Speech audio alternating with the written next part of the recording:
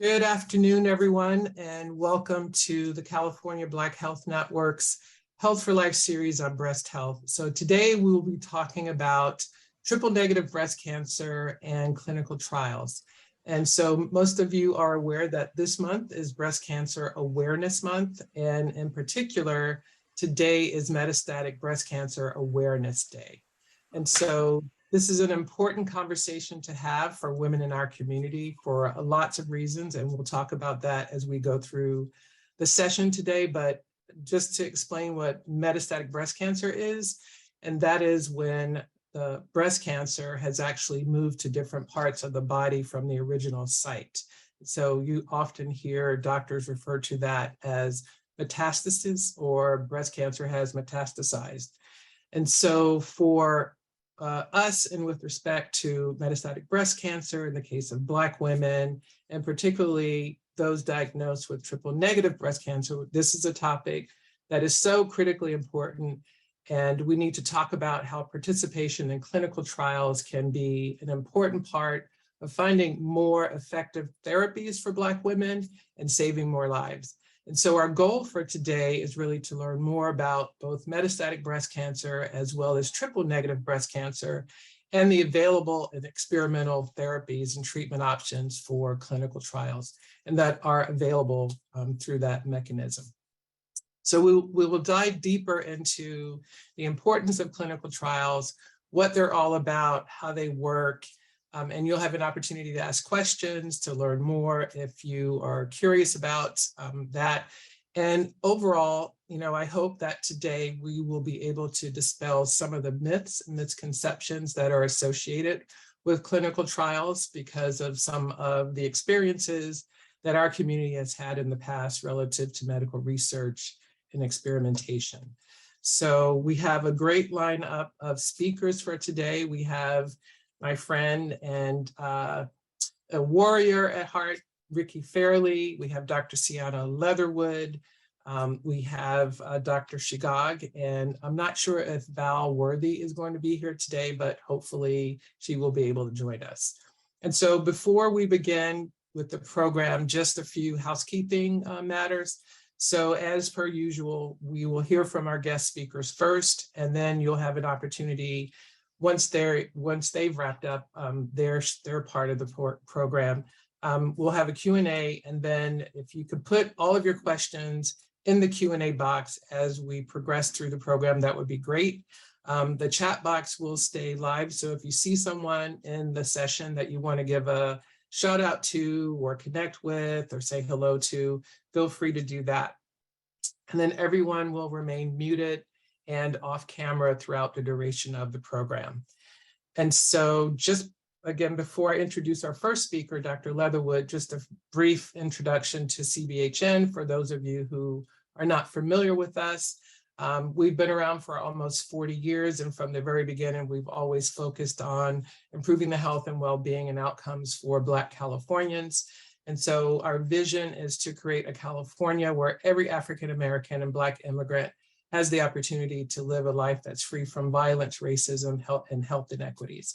And we do that work every day to achieve that vision by ensuring that all Black Californians, regardless of where they live, how well educated they are, who they love, how they identify, how well insured they are, and so forth, has access to high quality and equitable primary and behavioral health care, and definitely avoid unnecessarily succumbing to any disease.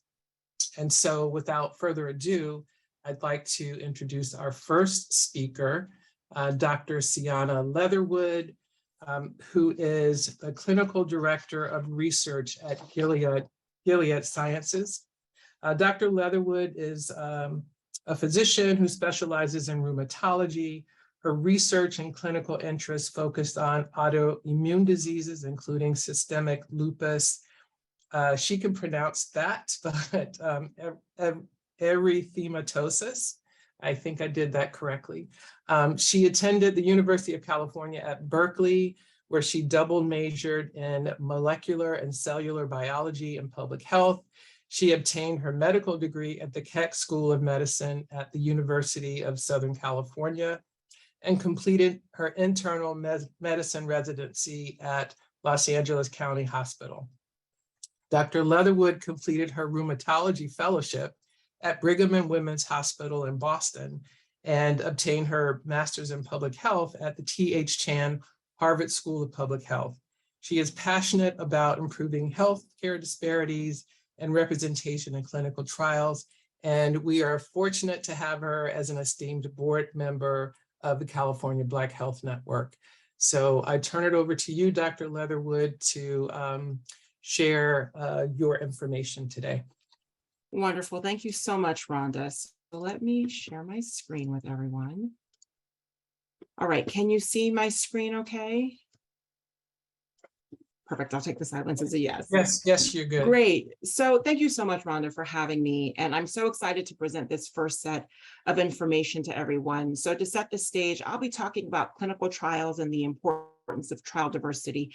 I won't go on and on because I want to make sure that we have plenty of time to get to the really interesting stuff with the other panelists.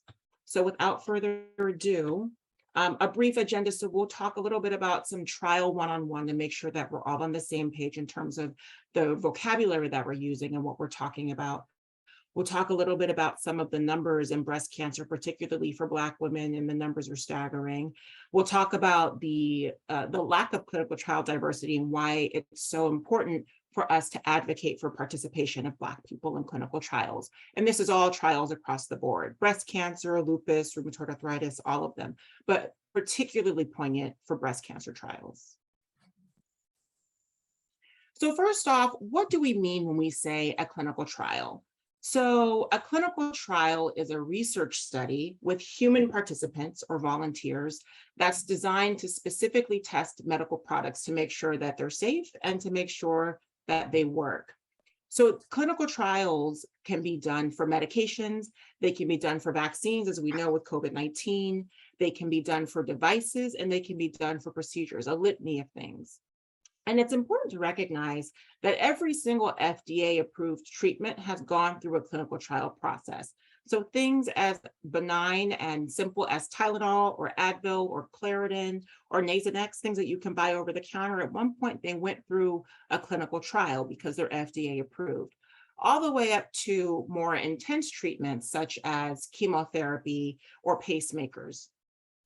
Now, it's really important that we recognize that everyone should have the opportunity to participate in a clinical trial, regardless of race or ethnicity, but we don't necessarily see that being the case, particularly with Black participants. So I apologize for this busy slide, but this is just to give an idea of what the different stages of a clinical trial are. So clinical trials are broken up into phases.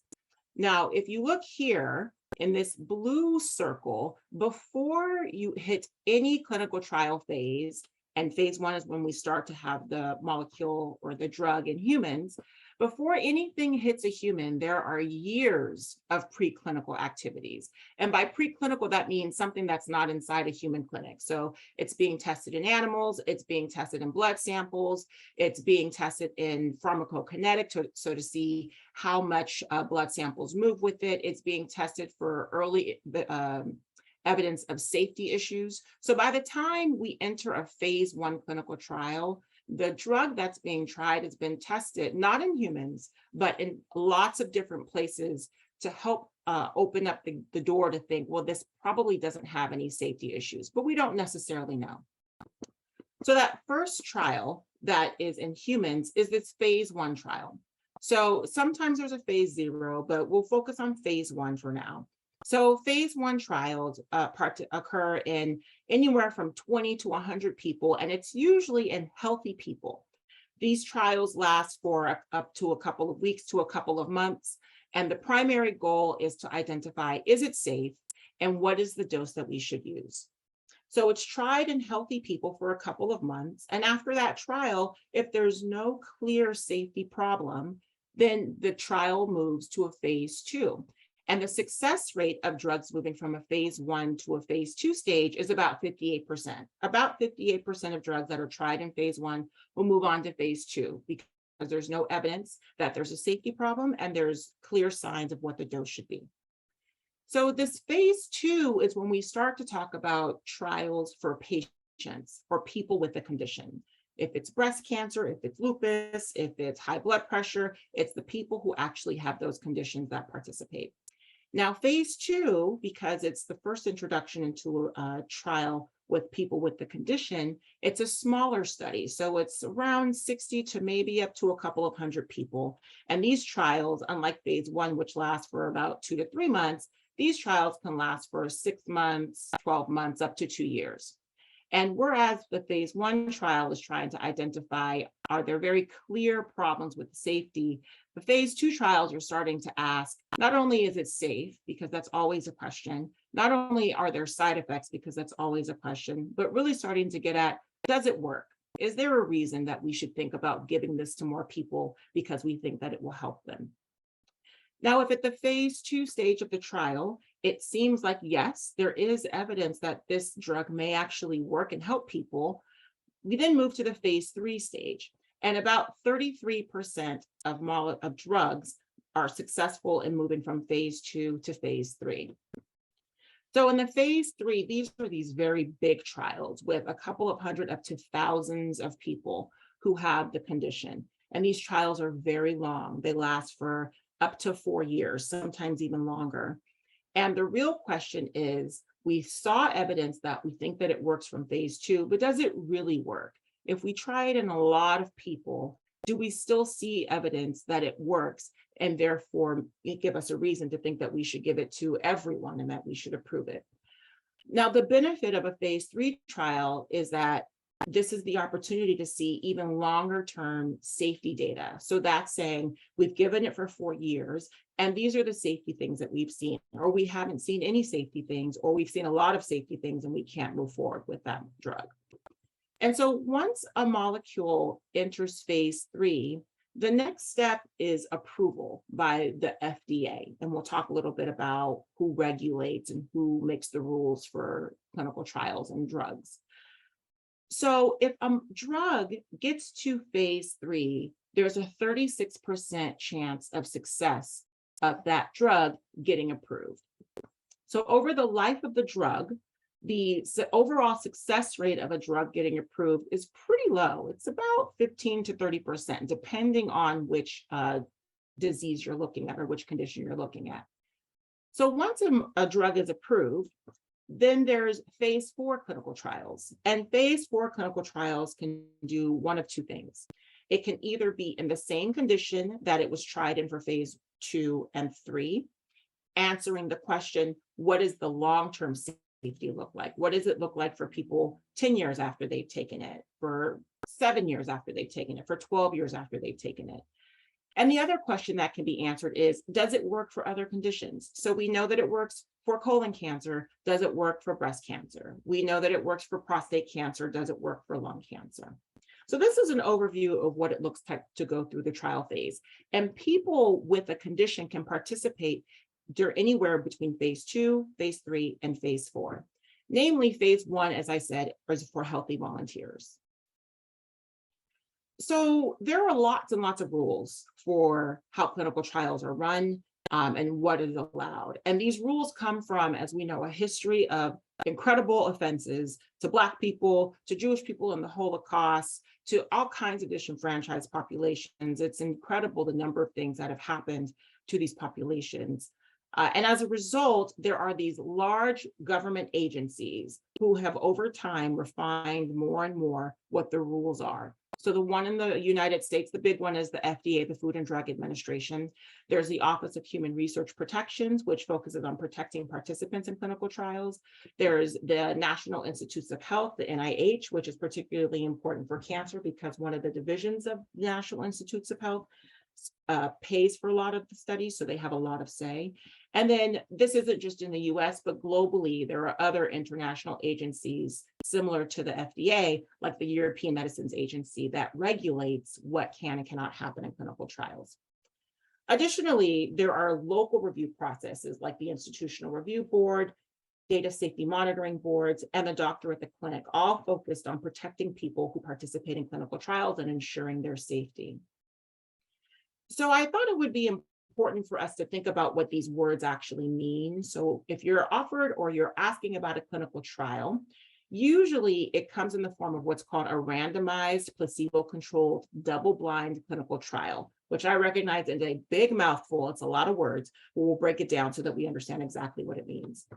So it means that if you're participating, you will get randomized to a treatment group. The doctor isn't going to say, oh, you look like this, so you're going to get that treatment. And the nurse isn't going to say, oh, you look like that, so you're going to get that treatment. It's a coin toss. Now, the coin toss is determining if you're going to get regular treatment plus placebo or regular treatment plus new therapy. And it's incredibly important to realize that in cancer clinical trials, there's no water pill that's just given. You're either only going to get the placebo on top of the care that you would have already gotten if you weren't in the clinical trial, or you're going to get the new therapy plus the treatment that you would have gotten if you weren't in the clinical trial.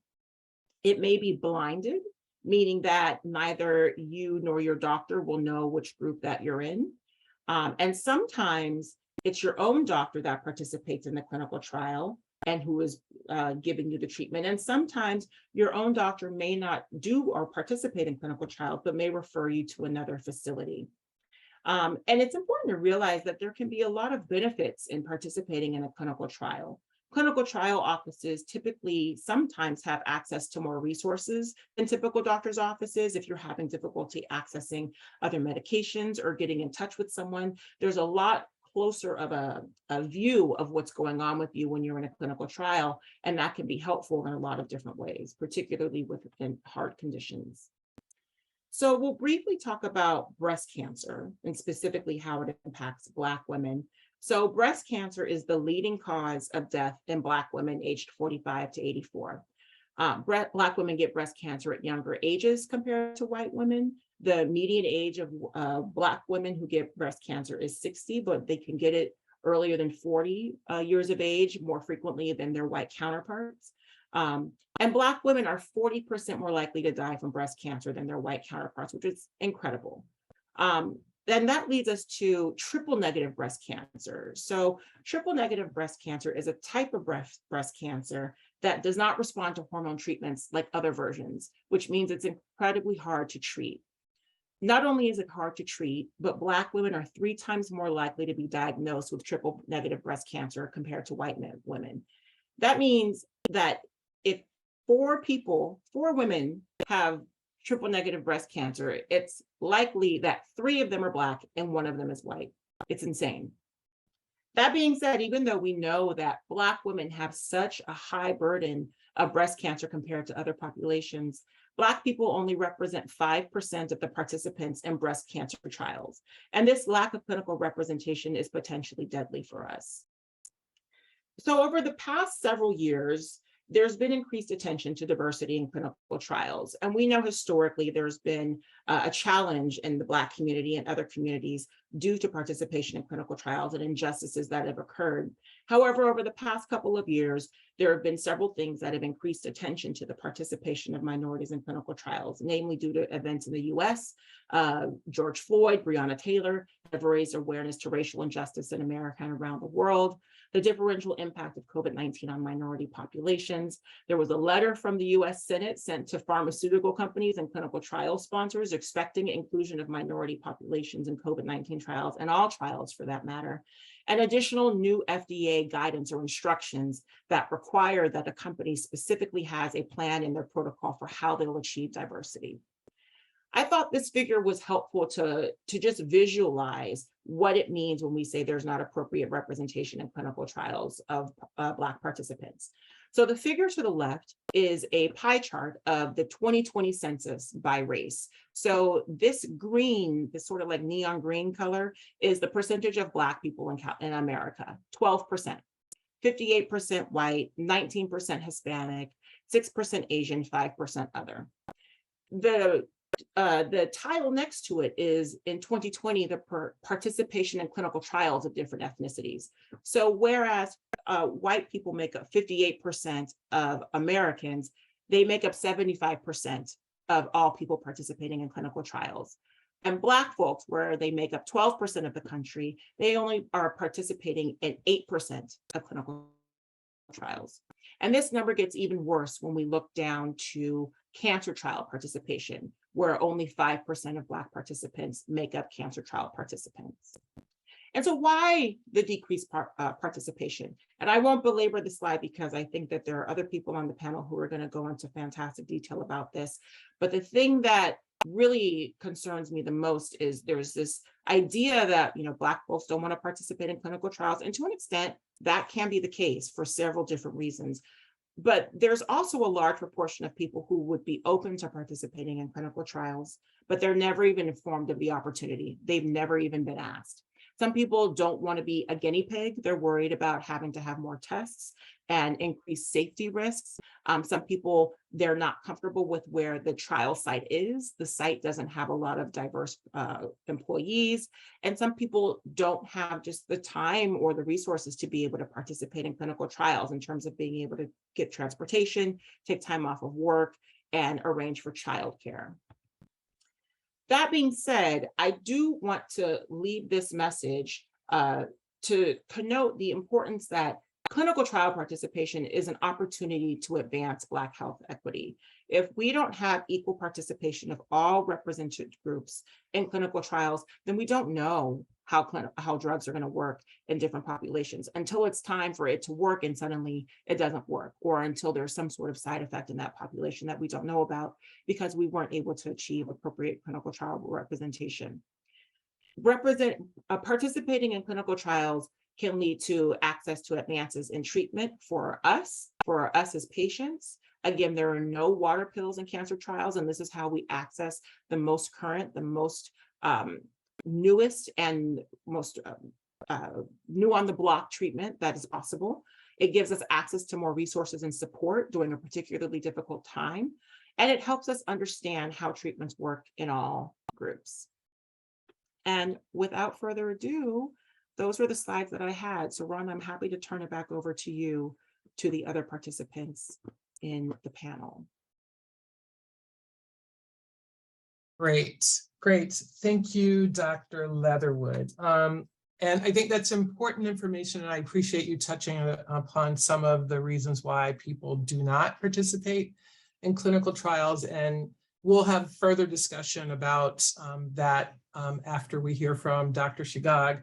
But I just wanted to kind of ask you one question about, making the connection between, when you showed the slide about the percent of the population that we as, African Americans represent versus the percent that participate in clinical trials, can you make the connection around, the importance of that as it relates to the efficacy of drugs when they're in market and what that might mean and the implications for that when it comes to health outcomes? Absolutely. So, we only know the questions that we ask, right? And if we don't ask, does a particular drug work in a particular population, we don't actually know the answer.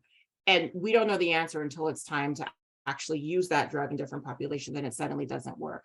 And this has happened where there have been clinical trials that have not recruited the appropriate number of Black patients or Hispanic patients, and that drug has been approved because it looks like it works.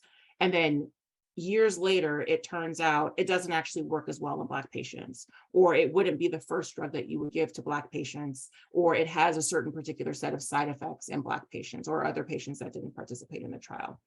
So this has very real implications for how people are treated years in the future, past the point of approval. And that's one of the roles of the phase 4 post-marketing studies, to see, we know this information because of these real world trials when it's being used in real life.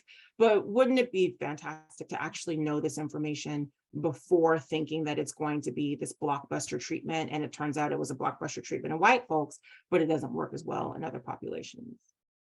Absolutely. Well, thank you very much, Dr. Leatherwood. We look forward to hearing more from you later during the Q&A session. I will stop sharing my screen. I got you. Oh, great. Okay. Okay, so next up is my friend Ricky Fairley, who has lots to say on this topic of Black women participating in clinical trials, but I'll tell you a little bit more about Ricky for those of you who may not be familiar with her.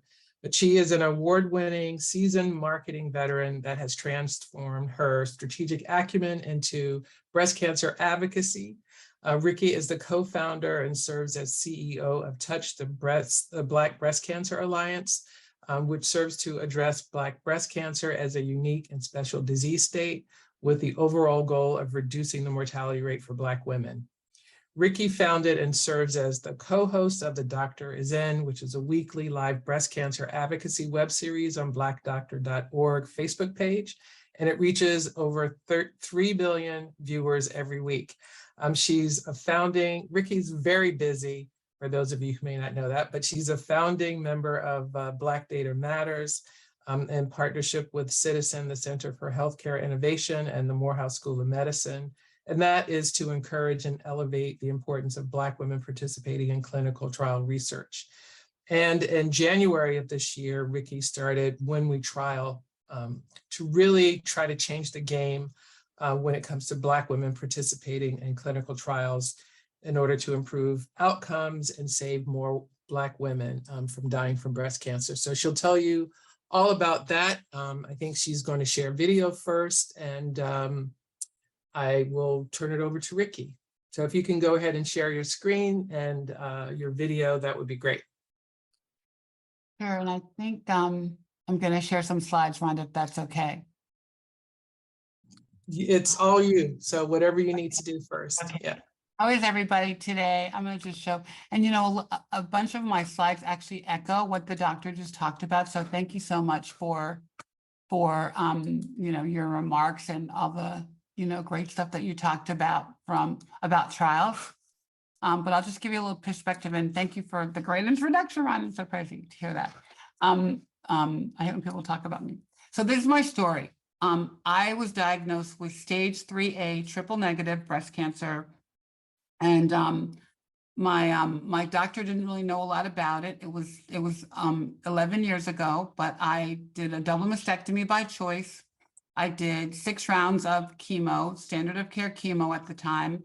I did 6 weeks of radiation. My doctor basically came back and said, okay, you have no evidence of disease, go live your life. I went for an annual checkup after almost a year to the day of my diagnosis. A PET scan identified that I had 5 spots on my chest wall. So my doctor said, okay, Ricky, you are now metastatic. You have 2 years to live. Get your affairs in order. I don't have anything for you. And I said, can't really die right now. I have a daughter at Dartmouth. Yes, I have to pay for her tuition. I'm the breadwinner for my family. So me, you, and God and some drugs or something has to work this out. What are we going to do? And so I went to Dr. Google. I realized my doctor needed some help. I went to Dr. Google, and on the 3rd page of Dr. Google, after you're going to die, you're going to die, you're going to die, you're going to die fast, I found the Triple Negative Breast Cancer Foundation. And I called them, and they were able to give me a doctor. Her name is Ruth O'Regan. I lived in Atlanta at the time. She was at Emory, and she was only one of about 5 docs who were actually researching triple negative breast cancer at the time.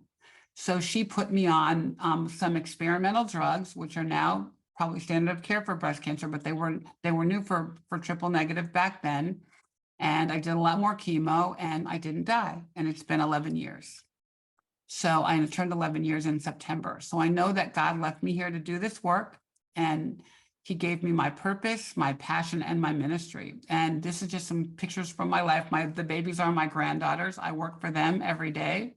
They remind me of my purpose every day. So just for some background, but it was experimental drugs that saved me. And I think the doctor touched on this, so I'll kind of breeze through these facts, but basically, Black women are in a life or death situation with breast cancer. We have an incredibly high mortality rate for white women than white women. We have a 39% higher recurrence rate of breast cancer, so we get it back faster like I did. And we have a 71% higher relative risk of death compared to white women. And we're getting it and dying young. Black women under 30 get breast cancer at 4 times the rate of white women. Black women under 35 get breast cancer at twice the rate of white women and die at 3 times the rate, well before they would have their first mammogram at 40. About 30% of all newly diagnosed Black breast cancer patients are under 50 years old, and we die at double the rate under 50 years old. We have the lowest survival rate of all people, and we are 3 times more likely to get triple negative breast cancer. Triple negative breast cancer, and I'll let the doctors explain it to you, but basically it's the only breast cancer subtype that does not have a drug to prevent recurrence. And Black women are getting it at 3 times the rate. It's the most fatal and the most aggressive, and it's not a good place to be. We also are 61% more likely to develop metastatic breast cancer, and have a 58% higher rate than white women of getting diagnosed at de novo, meaning you were diagnosed with metastatic breast cancer from the beginning. These are horrible numbers and unacceptable numbers. So a couple of years ago, I actually wrote a definition of Black breast cancer and started going to pharma companies and knocking on the door to get them to understand that we have a different disease. We have a different disease state, and that we deserve different treatment, different science. And I'll just read this. Black breast cancer is the constellation of exposures, experiences, and lack of science for Black women diagnosed with breast cancer that causes us to face disproportionately worse breast cancer outcomes.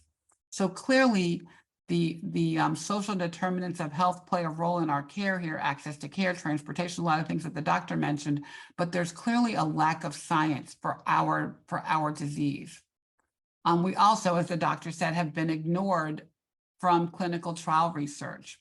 And I went back and looked last year at the clinical trials for the drugs that are standard of care for breast cancer that everyone's taking, and there were no Black women in those trials. So not only were those drugs not tested on our Black bodies, right now the current rate for participation for breast cancer is less than 3%.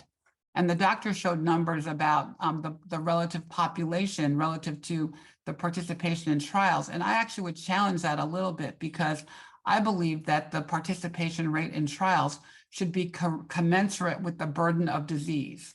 And I'm not smart enough to do that math. I need some scientists to help me, but if we're getting triple negative breast cancer at 3 times the rate of white women, the burden of disease is significantly higher for us, and the trial participation should be commensurate with that number. And right now, we are not doing the right things by recruiting, educating, and getting women to participate in the right way. And I'm a marketing person by trade, not a doctor, so I focus on language and words and communication and how we talk to people and interact with them to get them to participate. We also now have a growing body of data that's validating that a Black breast cancer cell looks different from a white one. And these are just 2 doctors that we work with, PhD scientists that we work with, Spasti Harakaran, and she's identified that there's a molecular difference in ER-positive breast cancer between Black and white women. And then our good friend Melissa Davis at Weill Cornell, she's doing a lot of research on triple negative breast cancer in West Africa. And she's identifying that there are some genes that could be causing triple negative breast cancer that we haven't learned about yet or identified yet. And frankly, the genetic profiles, the genetic testing that we do on breast cancer was made from white bodies. The genes that we're looking at came from white women. There were really no Black women considered in that work. And so we don't even know if there's a gene, and there probably could be some genes we haven't identified yet, especially affecting Black women triple negative. So last year I did a research study, a market research study, to really understand what was in the psyche of Black women about clinical trials. And clearly we had earned medical mistrust, all that came out. But the key things that came out were, you're going to get the sugar pill and die. And the doctor, when she explained what a clinical trial is, that's not true with cancer research. You're going to get standard of care. But as soon as you use the word placebo, people get scared. Well, what's going to happen? Are you going to not give me something? Am I going to not get treated? They also were not asked by doctors about trials. They weren't invited, but I don't want to be a guinea pig. I don't want to, be an experiment. And I would maybe consider a trial as a last resort. Clearly, though, what we learned in terms of the obstacles were, as the doctor even said, Black women are not invited to trials by doctors. Unless they ask for them themselves, they're not going to know about them. But overall, it's just fear of the unknown. You're not going to jump off that bridge if you don't know how deep the water is. You're not going to open that closet door unless you have some idea of what's behind it. It's fear of the unknown, and we don't understand what standard of care is. We don't understand, what the science is all about. And clearly the medical mistrust is there. And when you don't understand and you don't trust, that just, breeds for a bad situation. I also learned that that we don't trust anybody. So the breasty voice is the voice of power.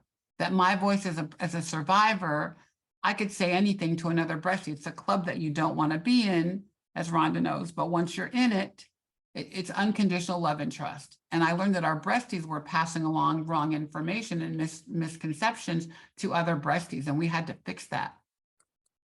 So here's just a quote from our research study, and we talked to 300 Black women all over the country, 300 Black breasties, but I'm just going to read this. Whenever I would hear clinical trial, I would always think experiment because it was never really broken down to me. I never considered it, and I've never been approached personally to participate, but I know with my former oncologist, I wouldn't say that I trusted him too much. He didn't really answer my question. So you get there, the mistrust, the lack of understanding, and not being asked about it, all in that one quote.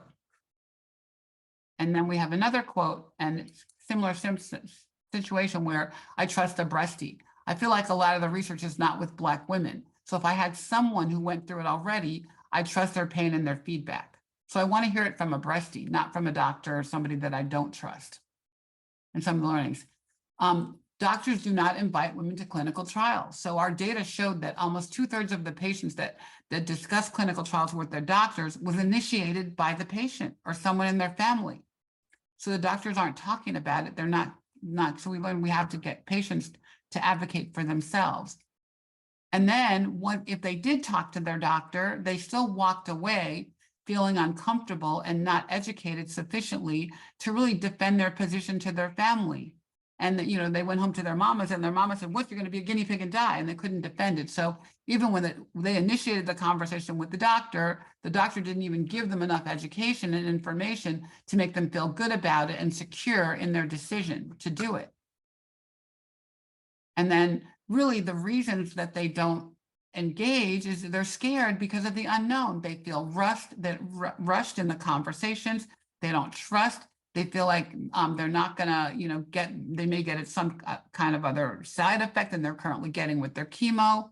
And they just didn't feel good about the conversation. So we have to do better in educating and helping them advocate for themselves. I also learned in the research that I could convince a breastie to go from a 1, I'll never do a trial, to 5, sign me up today, in 5 minutes. In 5 minutes with simple information. First of all, from my voice, the voice of a breastie, which is, pretty powerful position when you're with another breastie, but just explaining standard of care. Talk to me like I'm a 5-year-old. Explain what that means, that there is no sugar pill. And the doctor did a lovely job doing that, but explain that you're going to get a drug that already exists. Now, granted, that drug wasn't tested on Black bodies, and now it's not working as effectively as it should be working, but it's been in the marketplace for years. And so you're going to get that. You're going to get something on top of that, or you're going to get something totally different that could be better for you. And they say, okay, I get that. And simple messages like, that Tylenol you took last week, or you gave your baby for a fever? Well, guess what? That was in a clinical trial. And they're like, really? Wow. And Advil in a clinical trial? Really? That heart medicine you gave your dog was in a clinical trial. And they're blown away by that information because they just don't know. And then the next one was like, you're actually going to get a better standard of quality of care in a clinical trial. If you go on chemo today and start a treatment plan, you probably won't get a scan for about 2 or 3 months. 3 months it could be before you know whether the drug is having an impact on your tumor. If you are in a clinical trial, you're going to have more people watching over you, more scans, more people, more testing, more blood work, more stuff happening to you, and you probably will get scanned in a month or so. And then you'll know, guess what? This isn't working, or it is working, and you can take action against that and change your course of action if it's not working for you. So you're really getting a better quality of care than you would get just under normal circumstances. And then, we all wear the purple cape and the gold crown, and we're the superpowers of the world, and we take care of everybody. So do this for your daughter. Do this for your daughter. Do this for somebody that you love if you don't want to do it for yourself. We have a statistic that 77.3% of Black moms without disease are single moms. So what are they going to do? They're going to skip the chemo and take care of their kid and go to work. They're going to, skip the mammogram and feed their children. So doing it for your daughter is something that's really, a compelling message for them. And lastly, the latest message I've been kind of using, especially with young people, You know, that iPhone 14 that you want, or that Tesla that you want, or that Mac computer with the M1 chip, you want all this technology, and you'll spend all this money and buy technology for your life. But you should do the same thing for your body. You should be buying the best science for your body. And a clinical trial is the best science you can buy for your body. If you're a Black woman under 40 and you have triple negative breast cancer, any stage, really, we only have 2 drugs, only one for early stage, and we don't have enough science for that disease. Your best bet is a clinical trial right now, your best treatment plan. And I'm not a doctor, but that's what I believe. I think that we have to be open to medicines that could save our lives. And clearly, research is crazy. I mean, most of us go to community hospitals where we don't get great, we don't get a lot of attention, but it's our comfort zone. If I had a lot of money, I would build a clinical trial location in every Black neighborhood, or every major city in a Black neighborhood. So, you walk down that street, you can't see the wrought iron fence in this picture, but you open that fence, you go up the stairs, you knock on the door, the beautiful Black grandmother gives you a hug. She takes your 3 kids into the playroom and feeds them spaghetti. She takes you into the treatment room, which is a cushy chair in a living room with a fireplace. She gives you a nice blanket, a cup of tea with mint from her garden. She turns on Luther Vandross and she gives you the shot. Now, I know that's crazy and it's the extreme, but we have to go from this very clinical white situation and take people to where they're comfortable and safe and feel good about the situation that they're in and feel okay about the clinical trial. So somewhere in that spectrum of safety and warmth, we have to be to get more Black women engaged and feeling good about trials. So earlier this year, we started our When We Trial movement, and we've really based all the words, everything that we're doing, all the visuals on what we learned from our research, that how to talk to women about trials and make the messaging simple, break it down for them and help them understand what they're up against, help acknowledge the mistrust and say, it's okay, this is what's changed about research now that makes it better for you. Dispel the myths and really empower patients to advocate for themselves and ask for the trial, since doctors aren't going to ask for them, offer them to them. So let me see if I can play my video here. I'm going to play a little video that kind of embodies the thing. And, I think I'm going to jump out of PowerPoint. And I'm going to skip it. I'll come right back to it in a second and end with it. And so we've been on the road now for we've done 17 events across the country, because we did a mass media campaign and we did a lot of outreach online. We did some radio advertising, but I wanted to go into the community where Black women live, work, play, pray, and slay. So we've done 17 events across the country. And since May 15th, we've signed 4,000 Black women into clinical trial portals. But we've been out in the community at events that aren't necessarily health related, but we're catching them off guard and having these important conversations about clinical trials, and just with the same messaging that I explained to you. But we really are getting a lot of engagement on our website. And our website was really built for breasties, by breasties, about breasties, with breasties. So instead of going to Dr. Google and seeing pronouns like you and they, you're going to die and this is going to happen to you, it's all about we and us. And we brought it home, so it's Black women talking to Black women, and we have a lot of video content. And so really, we're really just challenging the ecosystem. And I feel so blessed that we've been able to get pharma engaged and get behind us. And we have now a seat at the table, and we're really working with all the pharma companies that make breast cancer drugs. And I'm kind of saying, your baby's ugly. The way you've been recruiting women for trials isn't working. And they admit that. And they're saying, okay, what's another way to do it? And we just encourage them to use cultural humility. What are your words and visuals? What are you saying? How are you saying it? What you do is louder than what you say. And it's not even about cultural relevance. It's how they're making people feel, how we're making people feel, being deliberate about getting trials and asking us for help. And as an advocacy group, we're working with other advocacy groups to give them advice and help them. And we're now working on 6 trials actively to design the recruiting materials, help them pick the locations, and help them figure out how to get Black women engaged. Because right now it's not working. We live in a world of health inequity. And what does that mean? We don't have health equity. Health equity isn't going to come until every healthcare professional, like the ones we have on this lovely call today, every healthcare professional treats people with the golden rule. What you learned from your mother when you were 2 years old. Treat others how you want to be treated. So when patients come to me and say, here's my treatment plan the doctor recommended, I say, well, go back and ask the doctor, is that the treatment plan that they would give their mom, their auntie, their grandma, their daughter? That's the care you deserve. How would they want to be treated if they had the cancer that you have? And that's the kind of care we have to demand for ourselves. So we're trying to teach Black women and Black breasties how to do that. The golden rule will always win. Black women don't have to die from breast cancer. They don't. And I don't really want anyone to die from breast cancer, but we deserve mortality rate parity. We don't deserve to be called the underserved. I actually hate that word. That's how pharma companies describe Black people. Well, we're going to help the underserved. What does that mean? That means you have a dinner party for 10 people, but you only buy enough chicken for 4.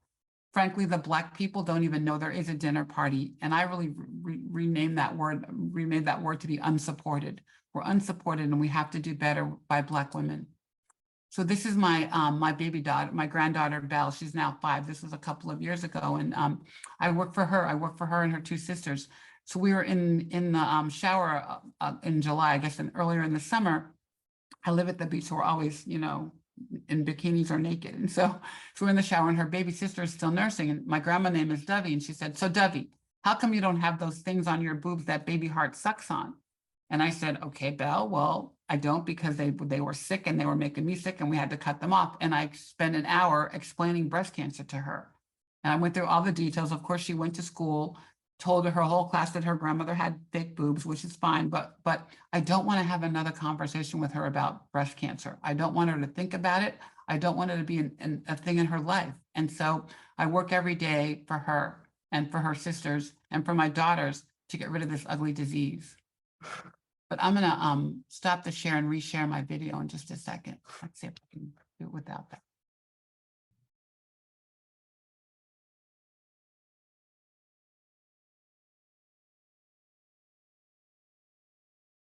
When we trial, we make a difference in breast cancer research. When we trial, we save Black lives. When we trial, we defy the odds. When we trial, we do it for our sisters. When we trial, we do it for our daughters and our sons. When we trial, we set a new standard of care.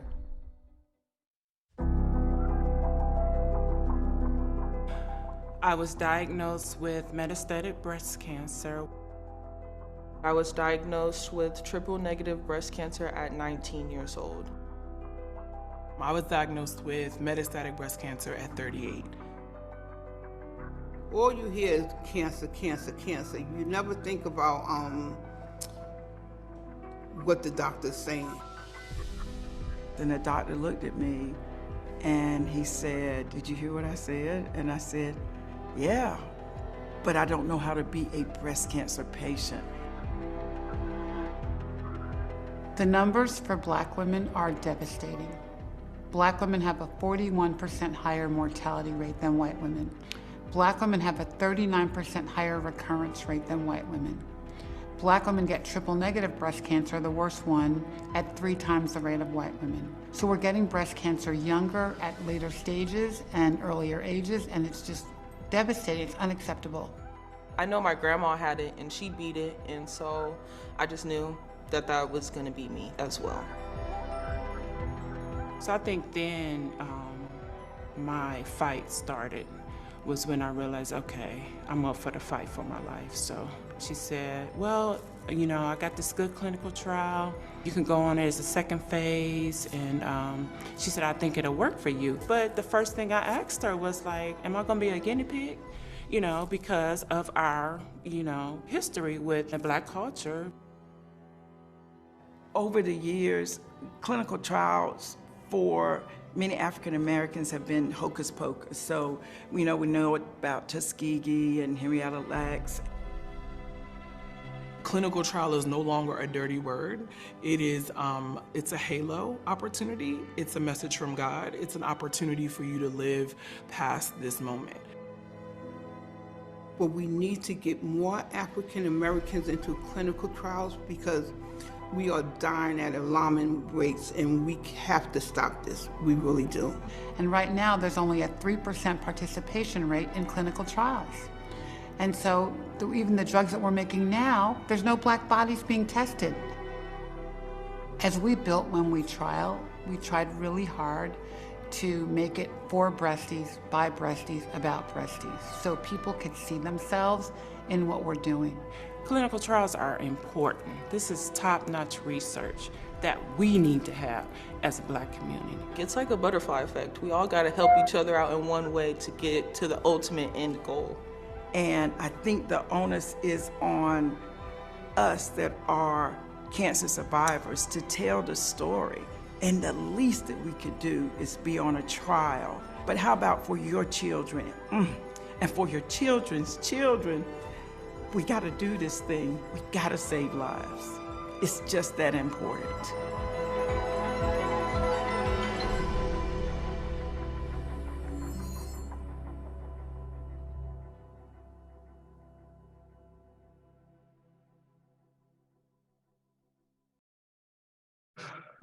Thank you, Ricky. I just want to give mad props to you for all the amazing work that you've done over the last few years, and the amazing progress that you've made since January with When We Trial.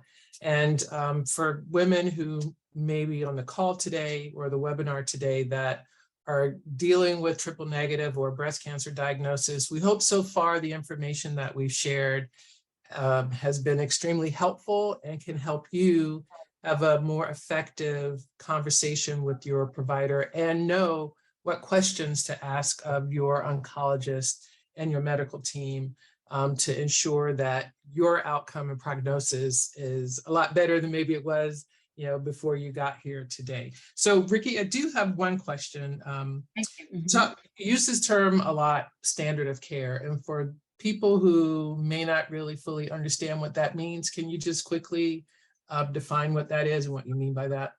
Sure, I would yield to a doctor to define it better than me, but I'll give my little survivor definition. Basically, there are drugs that have been sort of designated as the way to treat something. So maybe it's an Advil for a headache, or there's like protocols for kind of every disease, and there's like a sort of an agreed upon overall, way to treat a disease or treat an illness. So it's called standard of care. It's what the sort of the normal treatment pattern is, right? So when you're in a clinical trial, you could get that, right? Or you could get something on top of that, or something that's totally different, right? But you're going to get the standard of care. You're going to get something that already exists in the marketplace. Right. And to me, for Black women with breast cancer, because the numbers are such not in our favor, and because the drugs that are standard of care were never tested on our bodies, when we just do a regular chemo, we're doing a clinical trial already in our bodies, because you're taking a drug that your body never had before, and it may or may not work for you. You pray that it works. You hope that it works. You hope the science is there for you, but it may not. So for me, I took the standard of care drugs for triple negative, Taxotere, adriamycin, and Cytoxan. They didn't work. My cancer came back. And so I went and took some drugs, which were then experimental at the time, carboplatin and gemcitabine, and those drugs have now become standard of care drugs for triple negative. But they're still not targeted for triple negative. We now only have 2 drugs targeted for triple negative, and that's Keytruda and Trodelvy, and only one for early stage, Keytruda. So I hope that, doctors help me out if I'm not explaining it properly. Yeah. Yes, I think that was great. Thank you. And I know, Dr. Leatherwood, you have to hop off for another meeting, so thank you for being here. Sorry you won't be around for the Q&A, but thank you for taking the time out of your busy schedule today and being here. And so we have, thanks. I'll see you soon. So we have our last speaker is Dr. Maria Shigag, who is dedicated to addressing health disparities in order to achieve health equity for everyone. She is a community activist that believes that through collective action, partnership, and education across all sectors of health disparities will be eliminated. She earned her master's degree and doctorate in public health focusing on health promotion, education, and behavior from the Arnold School of Public Health at the University of South Carolina, as well as she's a graduate of Women's Studies.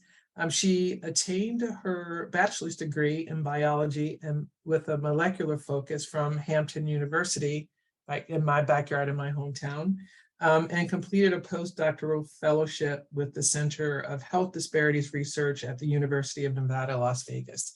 And Dr. Shagad works for, I think she's a newly acquired friend that works for an organization that I recently became familiar with. So if women in the audience today are considering participating in a clinical trial, this is an organization that can support you in that process, especially if you need to travel out of state or to another location from where you live. And Dr. Shagad will tell you all about it much better than I can. So I will turn it over to you, Dr. Shagad. I think you have a video that you'd like to share first. I do. First, I'd just like to say thank you for the invitation. And I'm so happy to be here and to be in the company of so many wonderful, strong Black women who are speaking about things that really impact our lives. So I feel humbled and happy to be here. And I do have a video to share, and then we'll talk about Lazarus Cancer Foundation and what it means to clinical trials. I knew about the lump in my left breast, but it was benign. So when doctors told me I had breast cancer, I was shocked.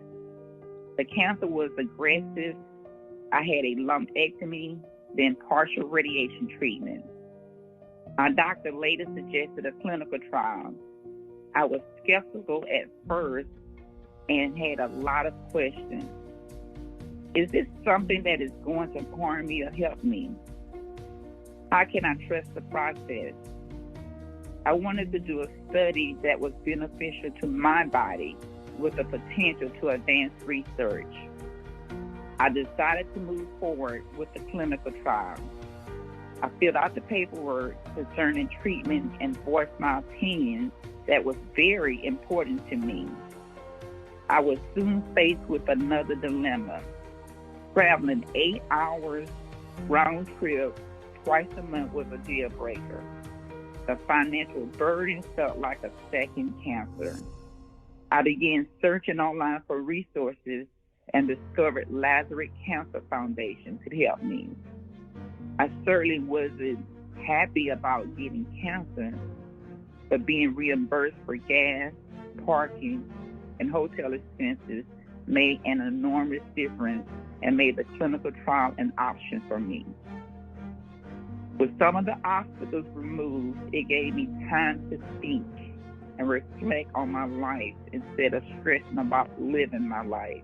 I was now able to focus solely on my health and be engaged in the clinical trial where investigators gather information to develop new medicines that may help me and the next person that has a breast cancer diagnosis.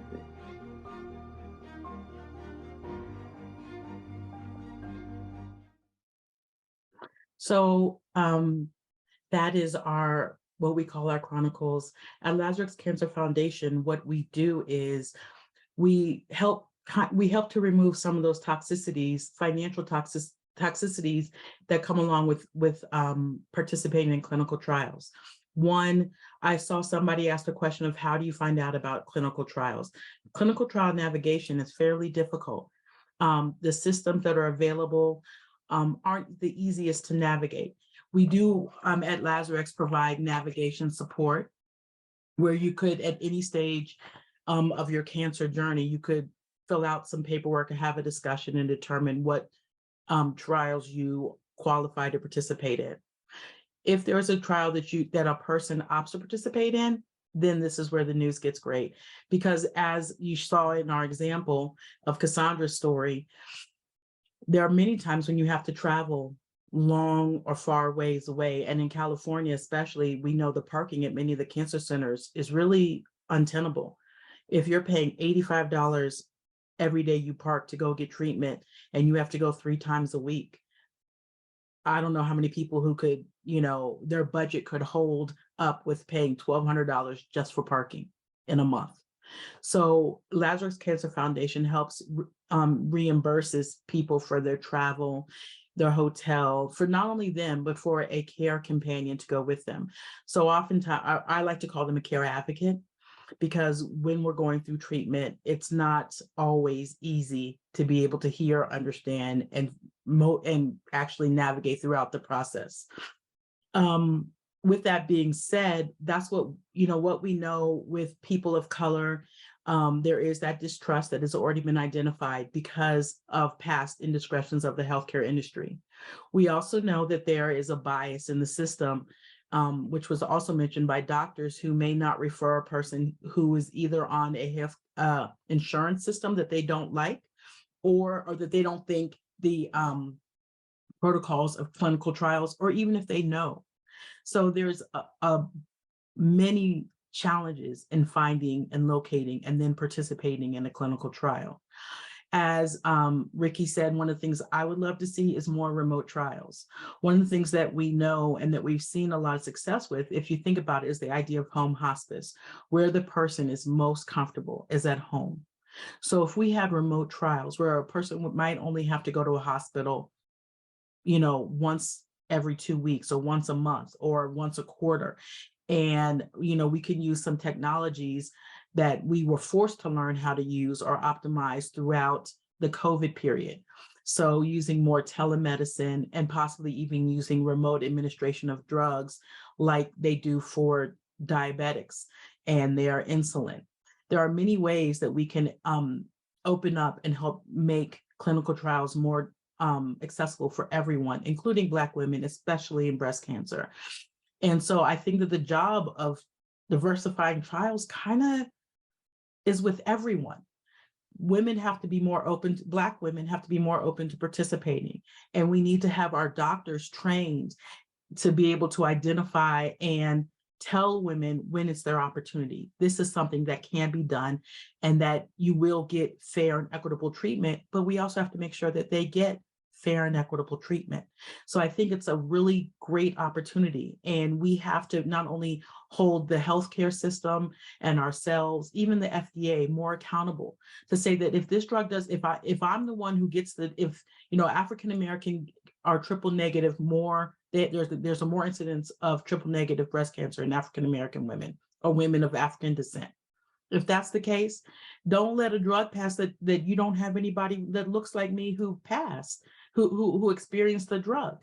It's not even, yes, it was effective in 98%, but the 98% are only 5% or 20% of the people who get the actual condition. Then is it really effective? So I think there's a lot of opportunity, and we have to also learn how to optimize organizations like Lazarus Cancer Foundation, who provide support in order to be able to participate more effectively, and even just to get information. We have one of our programs in Lazarus Cancer Foundation is the Cancer Wellness Hubs, and it's a community-based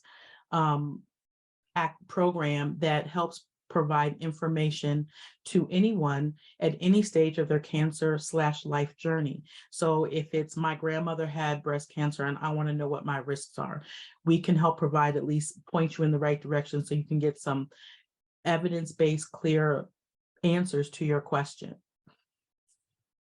And so that's what I wanted to talk about, is making sure that we remove the economic barriers and understanding what are the opportunities for Black women in participating in clinical trials. Are there any questions? Yeah, thank you. Hold on. I'm going to bring Ricky into the fold, and then we can have a group discussion. Love that. Yeah. And pin myself if I can figure that out. But yes, so first of all, I want to say thank you to both of you for taking the time out of your schedules to be here today, and for providing some very important information for our audience today. So Ricky, if you can come off camera, that would be great. So we can see your lovely face and see your beautiful energy coming through the video today. I don't know if one of her grandkids is around that's got her attention at the moment, but while she's doing that, Maria or Dr. Shigag, I wanted to talk to you about, so can you talk about the best way for people to get connected to you and your organization? And are you just, I know you're based in California, but are you, do you have a national focus, or you just focus on California? We have a national focus. I think not even I think, we've provided care and opportunities for people to participate in trials all over the country. Although, yes, our offices are headquartered in California, in Danville, California. I'm actually located in Las Vegas, Nevada. So I work remotely and I'm able to provide support. We're able to provide support all over. And the best way to get in touch with us is either Lazarex, LAZAREX.org is our website. We're on all of these social media, Facebook, Twitter, Instagram, even LinkedIn. We're on all of those. And we also can be, or else if you go to our website, you can call in for a phone number. I can give you the phone number. The phone number is 877-866-9523. Okay, so great. Anyway, we want to remove all barriers. There's enough barriers in life. We're not an organization that wants to create more. If you need to get in touch with us, website, phone call, we might even see a smoke signal. Thank you for that. Yeah, so there is one question in the chat, and I have some other questions to ask, and love to hear your thoughts just in general about the conversation today. So someone's asking the question about whether or not there are other screenings that can detect cancer earlier than a mammogram. Ricky, you might be able to answer this question. I know there's someone on the call from BEXA today who actually has a new technology to do. And I have one example as well. Okay, for mammograms. I don't know if Tiara can actually come off mute, but why don't you go ahead, Dr. Shigag, and we'll see if we can get Tiara to actually weigh in on the conversation or that So question. my mom actually was diagnosed with breast cancer about 3 years ago, and her breast cancer was found through doing a body scan. It wasn't through a mammogram. And it was very early stage. And what happened was that she just wasn't feeling well. Mm-hmm. And she went in and they were able to locate the cancer. My mom is a 3-time cancer survivor. And so they were able to locate it through body scans. But that's not always open to everyone going by their insurance. Sometimes it's not supported or it is supported. So it is a higher order, and it will find basically it looks to where your body lights up, if you will. So it finds the cancerous cell in your body through imaging. Okay, no matter how small and finite the cancer cell may be. Okay, so the person from BEXA is not on anymore, but the company is spelled B as in boy, EXA. And you can find out all about their technology by visiting their website at bexa.com. So Ricky, I don't know if you had anything you wanted to add to that question. Yeah, as far as I know, mammography is sort of the practice for the best way to screen for mammograms. And so that's what kind of all we have, right? I mean, I think there are a lot of new technologies coming out and being tested. But again, you know, we keep saying, all right, so I don't know if BEXA has had any Black women in their clinical trials, you know, and frankly, mammography probably didn't either, you know, but at least we have some reliable kind of in real world data about mammography to know it works. But I think everything that we look to as screening devices or whatever, you know, I challenge everything. Okay, well, how many Black women were in that trial? I mean, even the protocol for, because the 40 age thing is not right for us if we're getting breast cancer under 35 and under 30 and dying. So that doesn't work for us. And even the protocol that a lumpectomy plus radiation is equivalent to a mastectomy. That study was done in Sweden. So I think we just have to be cognizant that and challenge our doctors and challenge our health professionals. Okay, well, does this work for Black women? Because our bodies are different. you know? Right. Okay. Mammography is screening. And Right. I And think, so, Ricky, 'cause one of the things that I want to highlight is that, you know, we continually find out after the fact. Like, for example, if everyone recalls during COVID, they talked about how the post-ox doesn't really work as effectively on brown skin. Right. So imaging that has to go through melanin or skin of color, it's going to be, it's always not as effective. So we have to be aware. And honestly, one of the biggest things I believe is that I don't like to have to put the onus on the person or the patient, but it's our lives we're fighting for. And so if you think there's something wrong and the doctor tells you no, and you think there's something wrong, go to another doctor. We have to be a doctor, and we have to require us to get the care that we need, because so oftentimes the doctor will be dismissive and be like, well, we'll watch it. Right. We'll watch it grow? I mean, like, to be honest, you know, and that's honestly what they're saying. They're like, well, it's iffy right now, you know, so we'll just watch it and see what happens. And if you're not satisfied with that answer, then go get someone else. Go get someone else. yes. You have the right again, to actually get a second yes, you opinion or do. see another doctor. It's the golden rule. To me, the golden rule always wins. Is this how you would treat your mom, your auntie, your grandma? Is this the care you would want? And that's the care we deserve. Treating others how they want to be treated. And that's what you have to demand from doctors. You have to demand it. Yeah. And I So wish we didn't have to do the work, but we do. I know. And So so often the idea is that. Are you trying to shut us up, Rhonda? Are you trying to shut us Yeah, I up? was going to ask a sorry. question. I will stop because I was good. I just have one more thing I want to say. Go right You know, ahead. and we see so many stories about this, that where Black women go to the doctor and the doctor's like, one of three things: either you need to lose weight, get a new bra, or go and buy some shoes and feel pretty, get your nails done. It's not psychological, right? It's not. And so we often, and because there is a trope of the strong Black woman, and that we can carry the weight of all of this, and that it's just us being broken, if you will, or us not recognizing, then our issues are dismissed. We see it all across the continuum of life, from Serena Williams. There's so many cases that we see this, and that's where we have to say enough. And I mean, I love your organization, Ricky, because that's what it does. It's enough. I'm telling you right now, there is something wrong, and I'm gonna keep on going to a doctor until I feel like I've been made whole or heard. Great. Okay, you guys have just made my job easy, so you can talk as much as you want. I'm just going to say, you know, I can comment about the BEXA question that you raised, Ricky, and I do know that they have been going to meeting women where they are, and going to Black communities and working with churches to actually do on-site makeshift mammography clinics, so to speak. So they want to share that with you.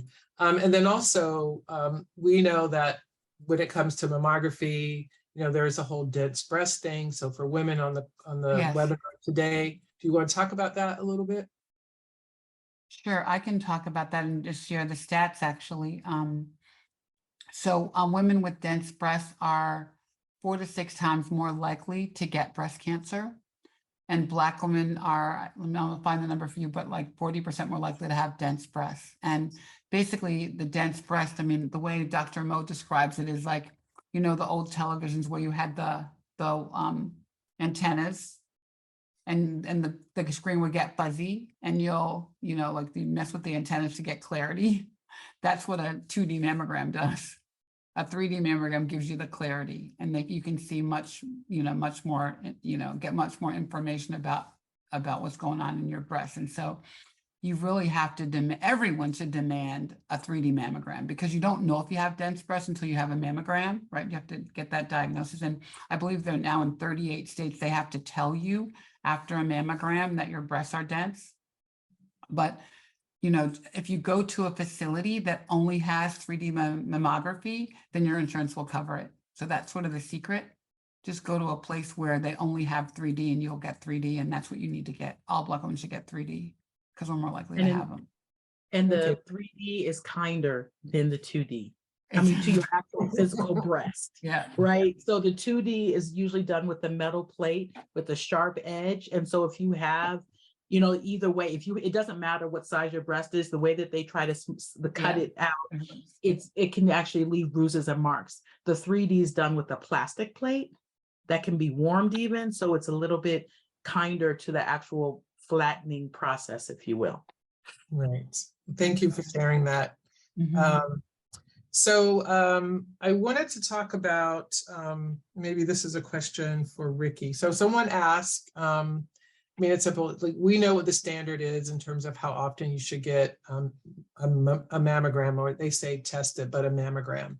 And so maybe for women who may have a family history, who may not be 40 or 50 or whatever protocol you follow, Ricky, do you want to address that issue in terms of getting screenings and the frequency with that? Well,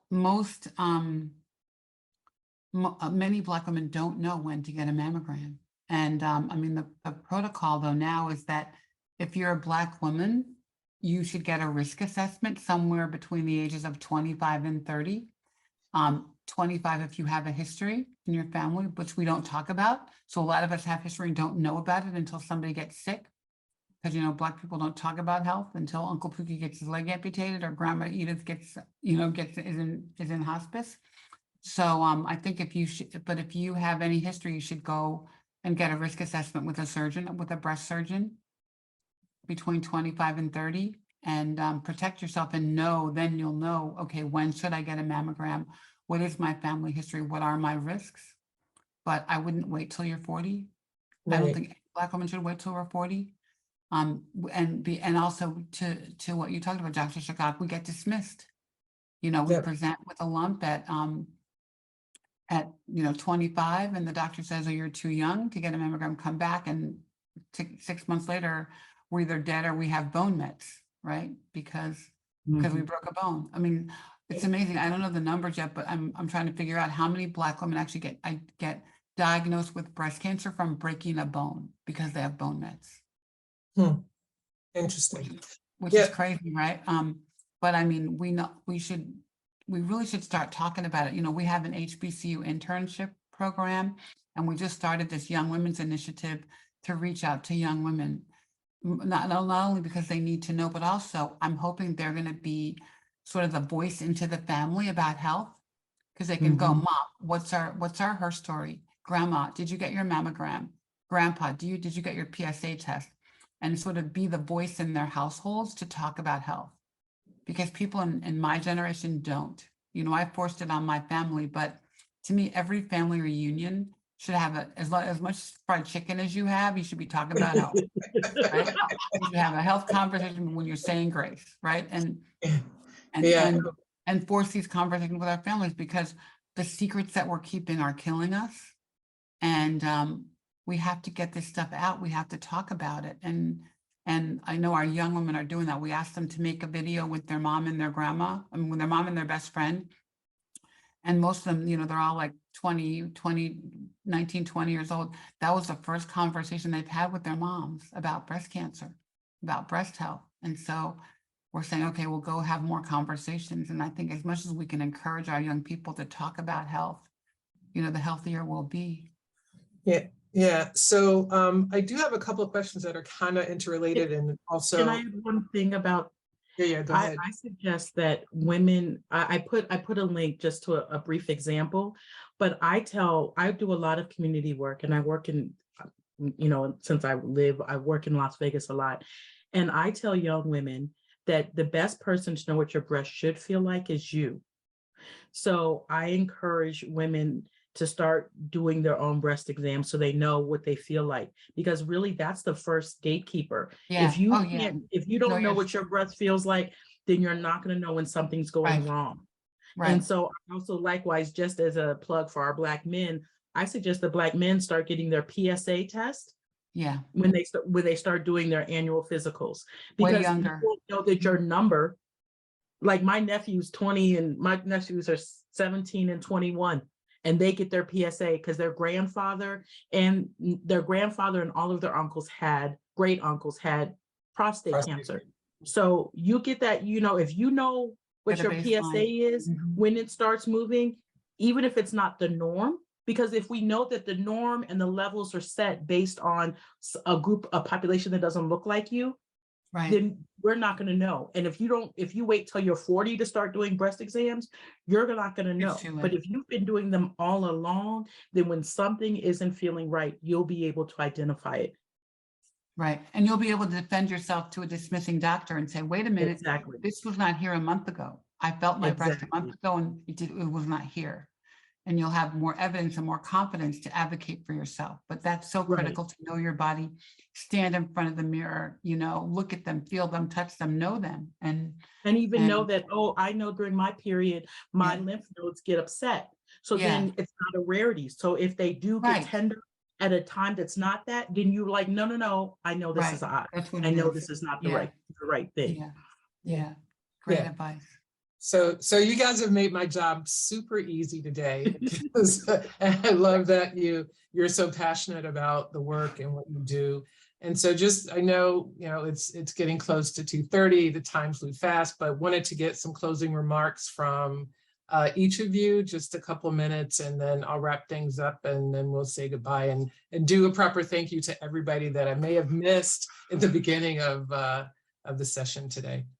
So Ricky, why don't you go first? Sure. And somebody did ask a question about a free mammogram. You should be able to get a free mammogram, So there's, so depending on what state you're in, so in California, there's the Every Woman Counts program. So if you meet the eligibility criteria, you are able to get free mammograms through that program. And I believe there was someone on today who works for the California Health Collaborative, which actually runs the Every Woman Counts program. So if you go to Dr. Google and Google Every Woman Counts, you'll find out information about that. Great. So I really believe that my breast cancer came from stress. I was the breadwinner for my family and the rainmaker for my company. And I had that a really big purple cape that I had a lot of people inside with me trying to fly and not getting very far. And I had to learn from my breast cancer that my peace is non-negotiable. And not only did I have to get rid of the cancer in my body, but I had to get rid of all the cancers in my life. So I did a lot of crazy things. I divorced my husband of 30 years. I quit my business partners of 10 years. I sold my house in the suburbs. I moved to the beach. So I wouldn't recommend doing that, especially when you're on chemo, but take care of yourself. It's okay to put the mask on yourself first. Take care of your health. People can't, they're going to be okay for you to miss a day of work. They're going to be okay for you to miss not cooking dinner. Take care of yourself. We are all we have. This is the only body you have to live in. And, think about your health, because that's the most important thing you should be thinking about. You can't do anything without it. So your peace is non-negotiable. Be blessed. Thank you. Dr. Shigag? Thank you so much, Ricky. I love that saying. I'm going to borrow it, that your peace is not negotiable. It's yours. I absolutely love that, because that's a place you have to get to in life to understand. And I want to say that, when you're being faced with the opportunity, when you're being faced with a cancer anywhere in your body, it's a hard time. And any help, navigation, or support that you can get will help. I suggest people, when they get diagnosed with cancer, to contact us, so that when they're being faced with their treatment options, clinical trials is already on the table.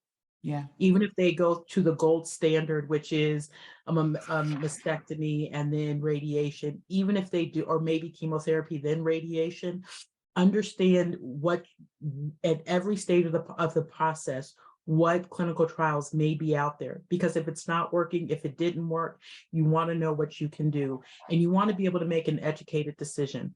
I believe more, what is that from? I was about to show my age, so I'm not going to say it, but is it information is power, so get your information and be girded with the information, so what are your options at every step of the way. And often we're all going to die sometime, but it doesn't have to be today. And not from breast cancer. And not from breast cancer. That's what I was just about to say. We have the option not to die from breast cancer. So when somebody tells you you're going to die from it, then that is definitely the time where you seek other outlets like Ricky's organization or Lazarus and say, well, what are my options? Because clearly this doctor may not know. Yeah. Yeah. And we are so happy to help you find a trial, help you. We have a great nurse navigator, Valerie, who's going to be here today, and she'll help you read the informed consent. She'll help you figure out the trial and navigate the system. But, you know, use us, we're here. And this is, you know, this is my purpose. I guess it's yours too, Dr. Shagag, right? Yes, Couldn't and do anything anytime else, but we somebody have from to. your organization Yeah. needs help, by all means, Ricky, feel free to reach Yeah, out to us. me So we too. can Ditto, help my them. sister. Exactly. We can make sure that that they're not also participating in a clinical trial should not be a sentence to bankruptcy. No, it shouldn't. If they're not paying for it, you shouldn't do it. It's the wrong trial for you. And Right. we have some great relationships with portals and how we, you know, think about it, you know, how to think about how to navigate it. But if you're a Black woman and you're diagnosed with triple negative under 40, a clinical trial is your best treatment option. Yes. Okay. So there's so much information that was shared here today, and hopefully people took notes, but if not, we will post the video on our website and send it out to everyone who attended today so that you can go back and take a look at or listen to some of the information that was shared. And hopefully, again, for those of you who may be facing a breast cancer diagnosis, that this will help you engage in a better conversation, take charge of your situation, and know what your options are for sure. And so just some takeaways for me is like, you know, really know how to advocate for yourself. That's an important thing that we must do regardless of the health situation that we're dealing with.